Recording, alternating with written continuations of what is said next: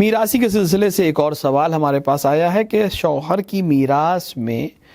دو بیٹے یعنی اس کے وارثوں میں دو بیٹے اور دو بیٹیوں کی موجودگی میں زوجہ کا کن چیزوں میں حصہ ہوگا؟ زمین، درخت اور پانی وغیرہ میں انہیں کتنا حصہ ملے گا؟ دیکھیں اس کا جواب یہ کہ زمین جو ہوتی ہے، جو زمین ہے، اس زمین میں تو بیوی کا حصہ نہیں ہوتا ہے، لیکن جن چیزوں کو زمین کے اوپر مثلا درخت لگے ہوئے ہیں اور اس سے منافع ہوتا ہے، زمین پہ بلڈنگز بنی ہوئی ہیں وہ کرائے پہ ہیں یا کسی طرح سے اس سے منافع ہوتا ہے، تو اس میں زوجہ کا حق رہے گا، لیکن خود زمین میں اس کا حق نہیں ہے۔ ہاں باقی تمام زمین کے علاوہ باقی تمام چیزوں میں اور منفعت میں، یعنی جو فائدے ہوتے ہیں، جو کرائے پہ زمینیں ہیں یا کرائے پہ باغ ہیں یا اس طرح کی چیزیں، تو اس میں